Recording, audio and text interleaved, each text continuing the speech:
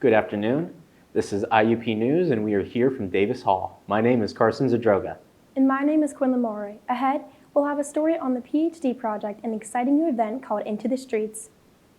And President Trump's regulation freeze throwing the U.S. fishing industry into chaos. And a story about therapy dogs. But first, we begin with stories close to us. This Saturday, March 29th, the Indiana community is coming together to honor our Vietnam War veterans at the 6th Annual National Vietnam War Veterans Appreciation Day program. The event is happening at American Legion Post 141 on Philadelphia Street in Indiana, PA. Doors open at 5:30 p.m. and the program kicks off at 6:30 p.m. It's a great opportunity to show appreciation for those who served during the Vietnam War era. Several local organizations are making this event possible, including the Historical and Geological Society of Indiana County, American Legion Post 141, VFW Post 1989, and more. Veterans, families, and community members are all welcomed. There is an exciting event coming next weekend. Hundreds of students from IUP will be providing services to at least 8 Indiana organizations and agencies. The event is called Into the Streets and will take place on April 5th. During that time, students will be working at various locations and organizations, including Alice Paul, House Advocate and Education Center, Friends of White Woods, Veterans Affairs, Indiana Community Garden, and others. Those who are interested can sign up by April 1st. Once again, students and locals flooded the streets in green last weekend to celebrate Iuptv. But like past years, the celebrations came with safety concerns. Indiana Borough Police responded to 76 calls, with 20 directly related to Iuptv. Among their arrest was Audasal Lee Jackson, a non-IUP student charged with assault, trespassing, and making terroristic threats after displaying a firearm. Other arrests including public drunkenness, underage drinking, DUIs, and disorderly conduct. Police say it was a busy weekend, but their priority remains keeping the community safe. To continue with the topic and festivities that happened over the past weekend, we go to our reporters Doug and Tate, who were able to get a close look and enjoy the weekend of Iuptv. Here's a story. The green has been worn and the shams have been rocked. The St. Patrick's Day holiday has come to a close, but not without celebration. Iuptv is a weekend-long celebration created by students that take place around campus. Each year, students gather during the time and live it up with parties and other activities on and off campus. IUP students started the event with the Facebook post around 2013, and it spread like wildfire, gaining popularity every year. I enjoy Iuptv because personally, all my friends from home come up, and it's a great time to reconnect with everyone and show them the college I go to and how fun it can be. So I think Iuptv compared to other schools because ever since I was in high school, I realized I didn't realize what the hype was, but now that I come here, I understand the hype, and it's a great time to hang out with my friends here, and my friends I haven't seen in a while, they get to come up and enjoy it with me, which I think is pretty cool. That was Chance Sweeney, a sophomore student at IUP. Students like Chance have been enjoying the celebration for years. But students at IUP aren't the only people that are here for the holiday.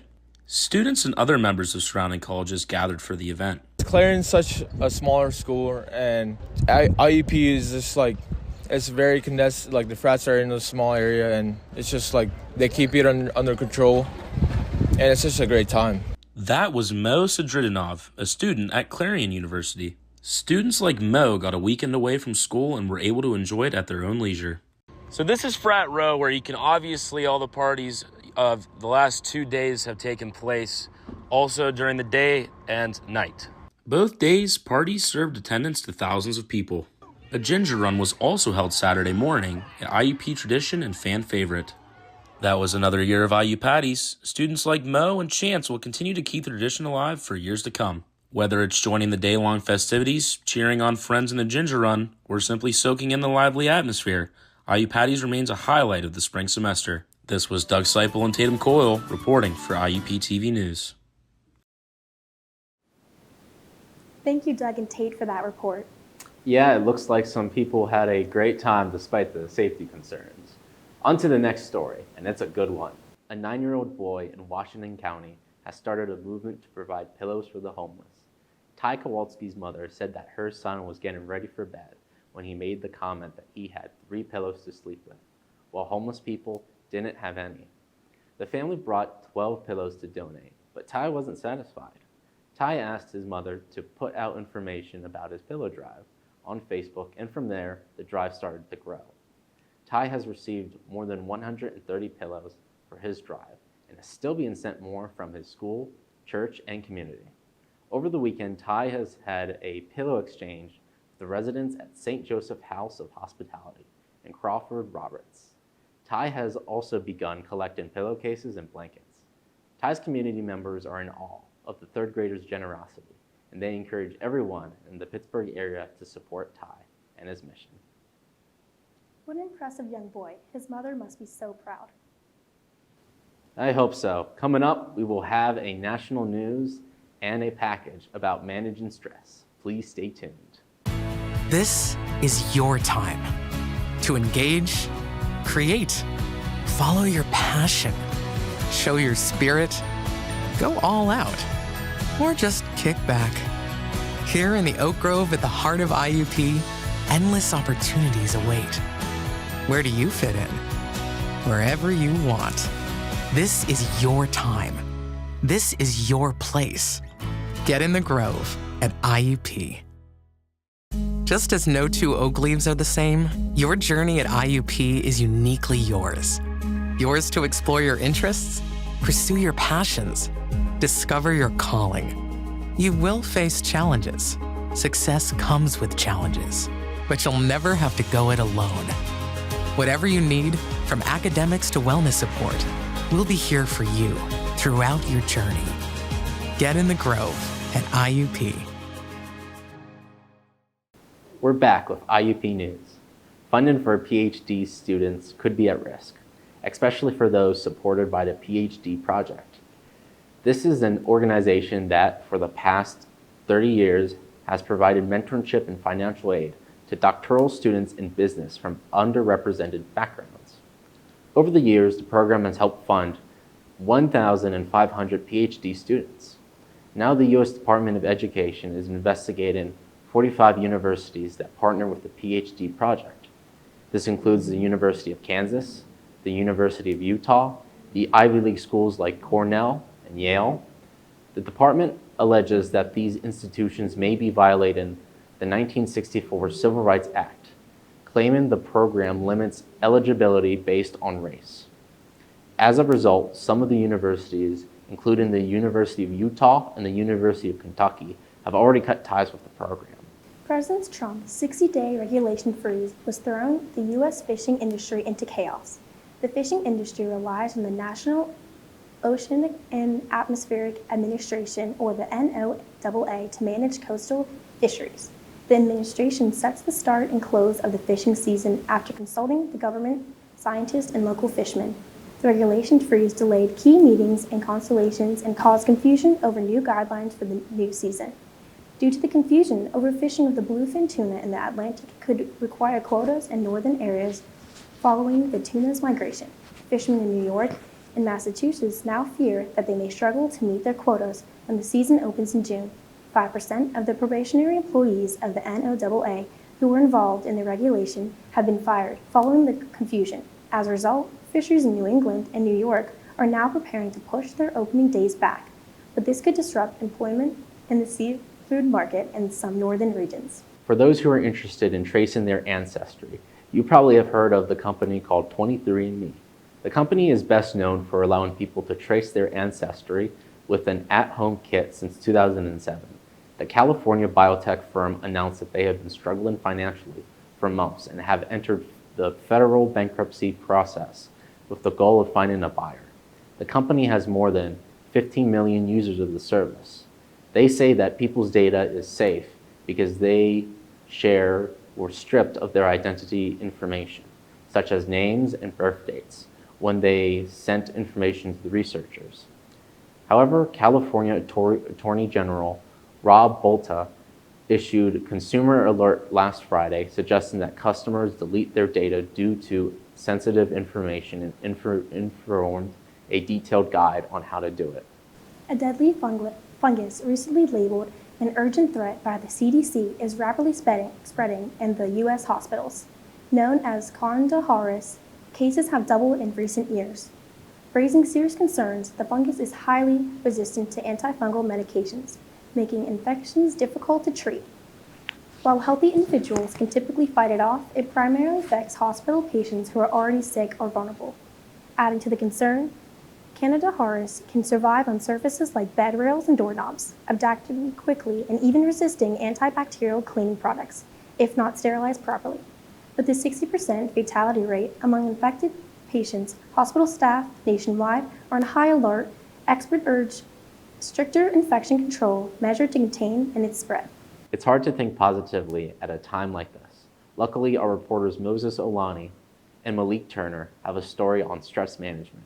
Here's the story. Spring break has passed, and the stress of midterms is behind us. Mental health is crucial for having to maintain grades, family, or their personal life. It is important to find a balance to set yourself up for this semester. One way that IUP students on campus likes to aid in mental health and depression is by going to therapy and practicing mindfulness. An IUP student shows how he deals with mental health. I myself, I go to therapy about every other week. To me, it helps a lot, regular counseling. Practicing mindfulness can reduce stress levels and calm your mind. But I also try to practice mindfulness every day. I think that can look like a bunch of different, it can look different for everyone. But for me, it's just staying conscious of where I'm at, how I feel, and why I feel that way. Since 2020, IUP has been adamant on making sure that the students on this campus can get the help, relaxation, or relief they need. Keyshawn Moore is a freshman majoring in theater. I asked him how he deals with his own mental health. Well, sometimes I'll call friends and family. Sometimes they can help me out with anything that I'm going through at the moment. So that is one way that I deal with mental health.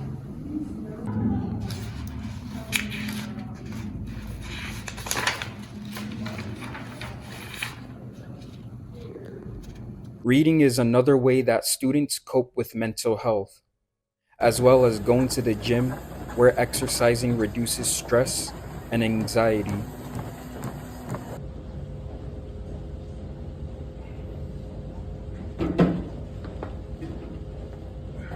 Depression is a common and growing concern for college students. It was reported in a survey that 44% of college students reported depressive symptoms, 37% experienced anxiety, and 15% reported suicide.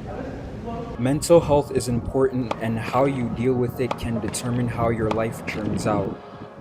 We hope you use some of these yourself or find your own healthy way to deal with mental health and depression. This is Moses and Malik reporting for Iuptv News.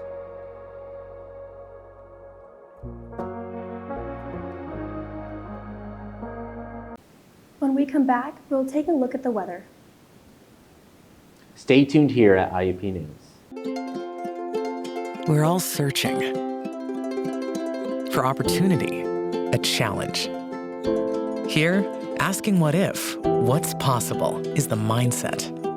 Welcome to the Oak Grove at IUP, where big-time research opportunities are for the many, not just the few.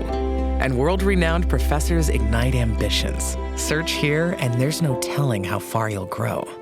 Get in the Grove at IUP. We are back here at IUP News. Let's take a look at the weather. Tyler, how's the weather today? Good evening, Indiana. Here is your weekend weather. Friday will be cloudy with pop-up showers in the afternoon with a high of 61 and a rain chance of 50%. It's a toss-up to see what kind of weather we will see. Winds will be from the south at 5 to 10 miles per hour.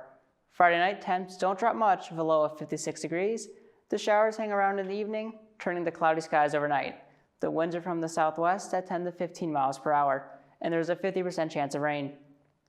Saturday, we get up near 80 degrees with a high of 76 degrees, mostly cloudy skies with a chance of a passing shower into the afternoon. Winds are from the west-southwest at 10 to 20 miles per hour.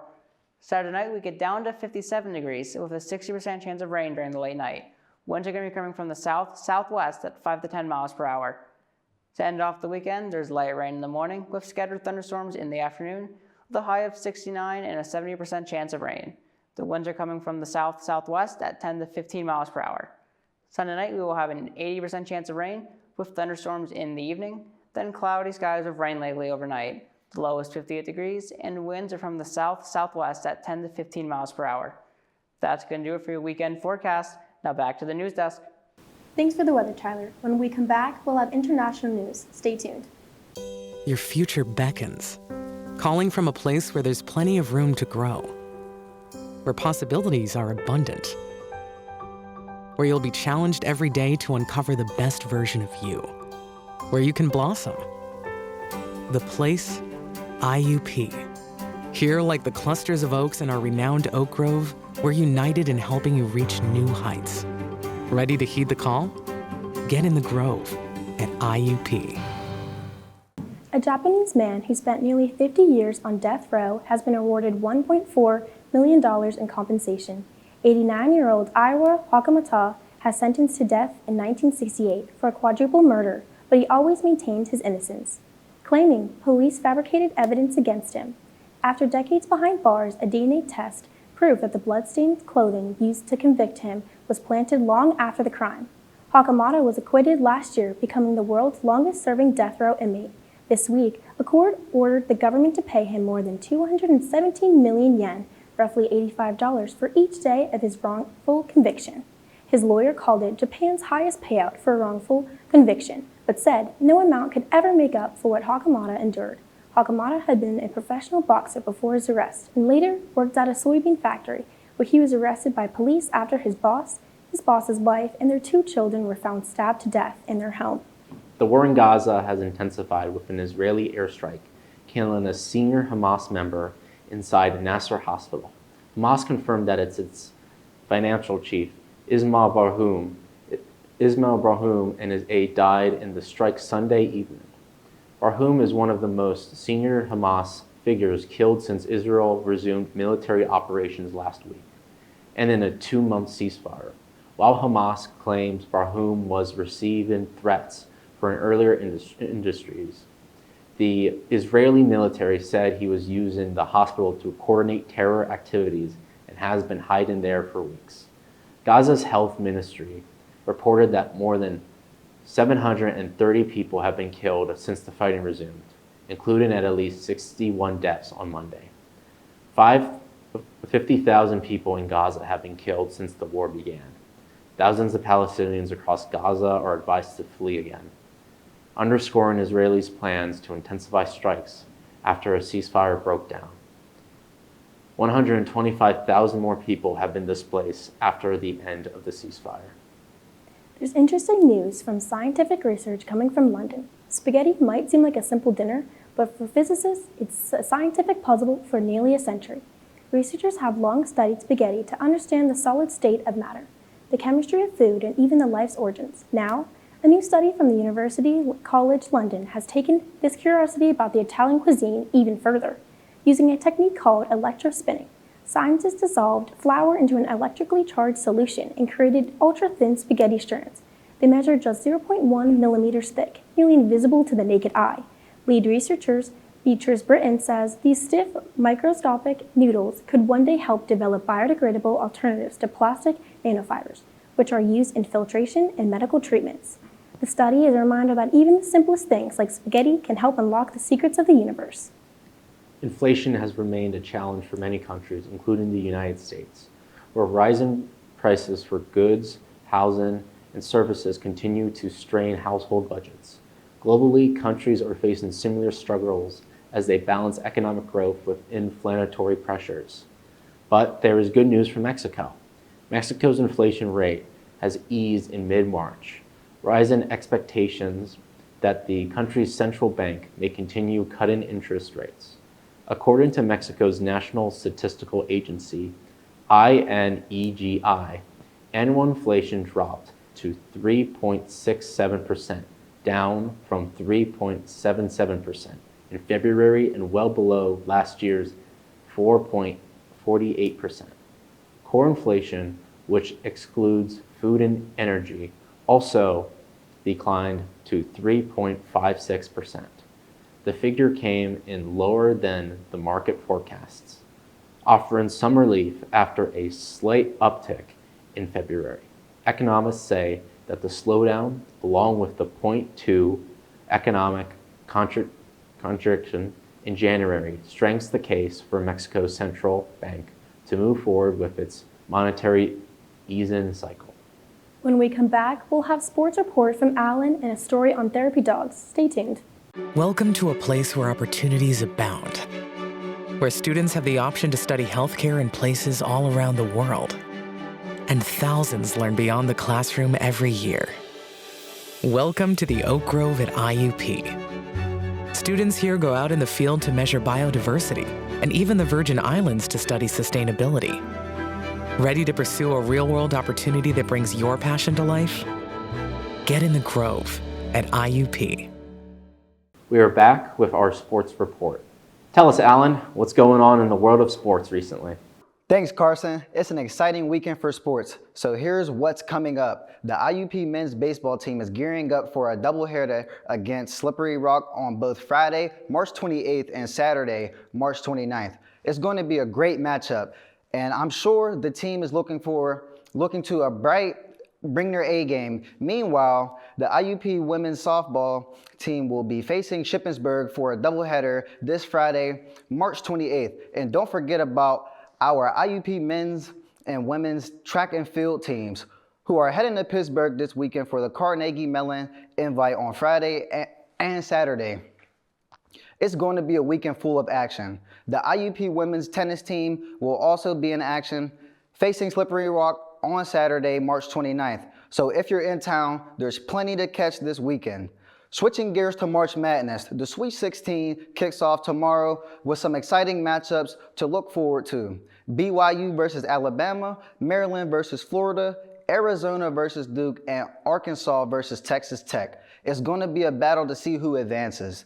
And if you're a baseball fan, the MLB season is officially kicks off this Thursday, March 26th, with games on Friday, March 28th, including Rockies versus Rays, Orioles versus Blue Jays, Pirates versus Marlins, and several more. It's opening day, so expect plenty of action. Finally, for our soccer fans, the UEFA Women's Champions League quarterfinals are set for Thursday, March 27th. Featuring Barcelona versus Wolfsburg and Chelsea versus Man City. Big matches, and the stakes couldn't be higher. So as you can see, it's going to be a busy weekend in the world of sports. Back to you guys. Thank you for the sports report, Alan. We wish all the teams at IUP good luck on their upcoming competitions. At IUP, visiting with therapy dogs is bringing comfort to students. These furry friends have become a vital part at campus, offering a much-needed break from the demands of college life and providing a calming presence to help students maintain their mental health. Here's a story on therapy dogs.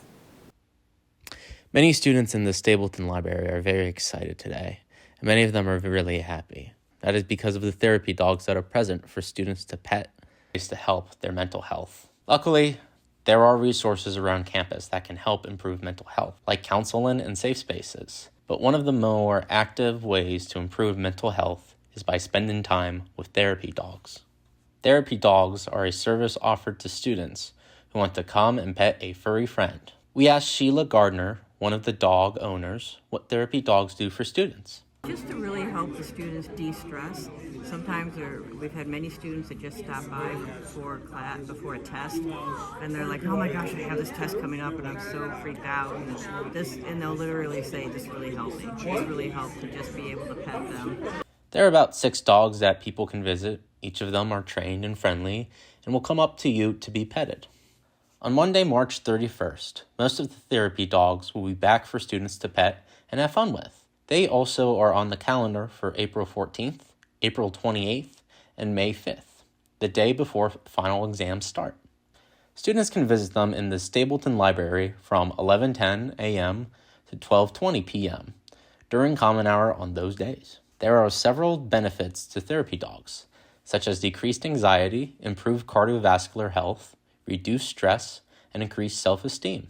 We asked 2 students, Susan Seltzler and Ty Schradler, how visiting the therapy dogs benefit them.